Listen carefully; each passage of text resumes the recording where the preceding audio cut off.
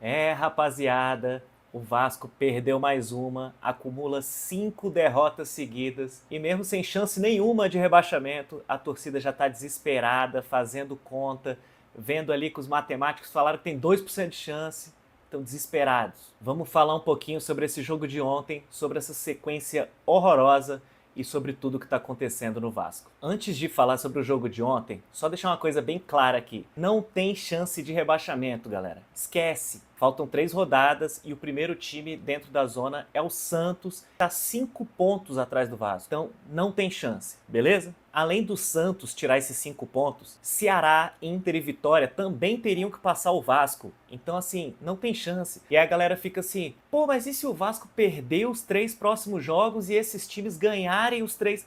Galera, não vai acontecer. Mas agora, falando sobre essa derrota pro Bahia. A gente fez um primeiro tempo muito ruim e para mim fica um nome marcado com esse desempenho. Matheus França. Eu vi muita gente reclamando da escalação do Matheus França ali no lugar do Coutinho, inclusive o Maestro Júnior na transmissão falando que ele não consegue jogar bem por ali, que ele não rende ali, que o Diniz matou ele escalando ali. É pra escalar ele onde, então? Porque todo lugar que ele entrou falam isso, que ele tá fora de posição. E assim, além da questão da intensidade dele, que ficou claro que ele não tem, o cara tava andando em campo, tava em outra rotação, ele errou tudo, assim. Tinha horas que ele dominava sozinho e errava o passe. Teve uma hora que ele deu um passe pra ninguém. Ele dominou, olhou pra onde não tinha ninguém e tocou lá, ele tocou no pé do cara do Bahia. Não é que ele errou o passe, que ele tentou dar em alguém e errou. Ele não tinha ninguém. Ele olhou e tocou no cara do Bahia. Então, assim, o cara tava completamente fora de órbita, assim, e não acho que seja pela questão da posição, e acho que o Diniz fez o que deveria ter feito, que é colocar o Matheus França no lugar do Coutinho. Ele foi contratado para ser o substituto do Coutinho. Mas aí, assim, sem o Coutinho ficou muito difícil criar alguma coisa. O Vasco não conseguia criar nada no ataque, né? E com a dupla de volantes Barros e Hugo Moura, como tem que ser mesmo,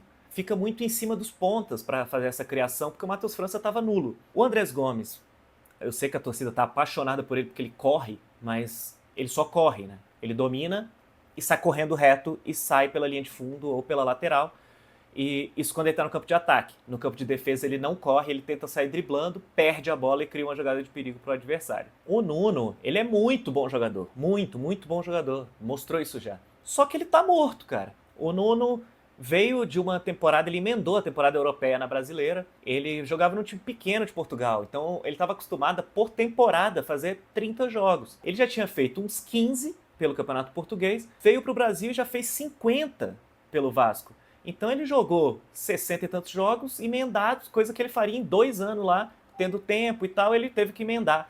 Então o cara tá completamente esgotado, ele não tem perna mais. Mas os responsáveis pela derrota para mim são muito claros, tirando o Matheus França, responsável pelo primeiro tempo horrível. Então vamos começar pelo primeiro, Robert Renan, o Léo Pelé com grife. Não marca ninguém e supostamente é bom saindo jogando, tenta 10 lançamentos por jogo, acerta 1, erra 9. E, por exemplo, a saída de tiro de meta não é com ele. Vem o Hugo Moura para fazer, porque o nosso craque na zaga não faz. Então, assim, não marca ninguém. E para sair jogando, iludiu a gente ali com um lançamento ou outro, mas também é uma porcaria. E assim, é igualzinho o Léo Pelé. Igual. Segundo culpado, senhor Leonardo Jardim, o goleiro que tem pés enraizados no gramado. O Léo Jardim é um goleiro muito bom, já salvou a gente milhares de vezes, pega pênalti pra caramba. Mas essa questão dele não sair no gol é inacreditável. Ele não sai do gol. A gente na televisão, a gente na arquibancada, todo mundo fica, sai do gol, Léo Jardim. O cruzamento vem dentro da pequena área, ele não se mexe. Isso é inacreditável, cara. Não dá. E terceiro, o David, né? Não dá pro David ser expulso esse tanto que ele é expulso. O cara tem que se controlar. Ano passado foi expulso lá também. Todo jogo ele tava entrando quebrando a bola. Horrível. Aí ontem ele entrou bem, mudou o jogo, melhorou o time. E aí um lance infantil daquele, irresponsável daquele. O cara ficou 20 minutos em campo, dá uma entrada daquela num lance morto, tinha nada. E é expulso, prejudica o time. 5 minutos depois, é gol do Bahia.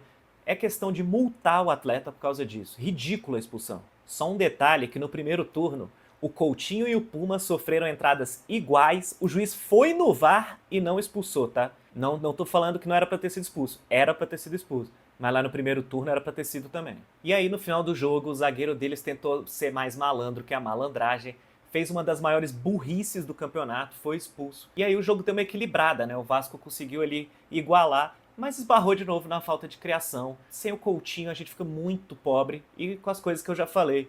O Nuno morto, o Andrés Gomes pegando a bola e saindo correndo reto pela linha de fundo e o Ryan sumido, completamente sumido.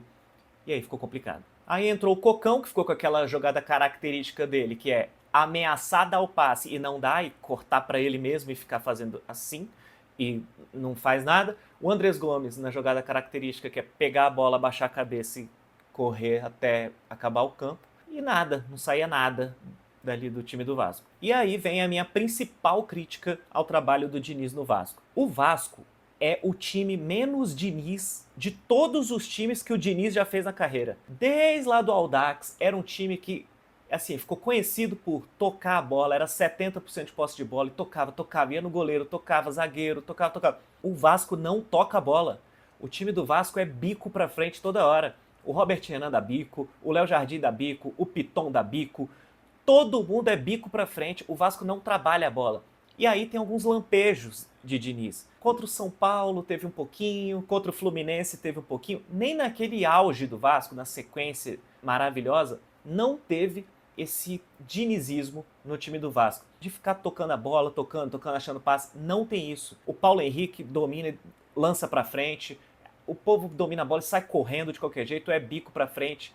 Esse é o trabalho menos Diniz de toda a carreira do Fernando Diniz. Apesar de ser completamente contra essa maluquice total de rebaixamento, de demissão do Diniz, a queda de desempenho é muito decepcionante, né? E o Vasco tem aí 3 jogos para se acertar, para se reencontrar, voltar a jogar minimamente bem, porque a semifinal da Copa do Brasil tá batendo na porta. O Fluminense, ao contrário da gente, tá jogando cada vez melhor. Se encontraram com o Zubeldia, fizeram uma partidaça contra o Palmeiras sábado lá no Allianz, e quando definiu o confronto, o Vasco era muito favorito. E agora isso se inverteu. O Fluminense, se fosse hoje a final, o Fluminense seria muito favorito contra o Vasco. E a gente tem 3 jogos para equilibrar isso aí. Sexta-feira é dia de lotar São Januário, carregar esses pernas de pau no colo.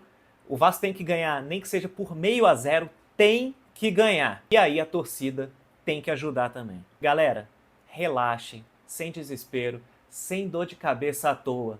Esquece isso de rebaixamento. Foco na sexta-feira, foco no Internacional e paz.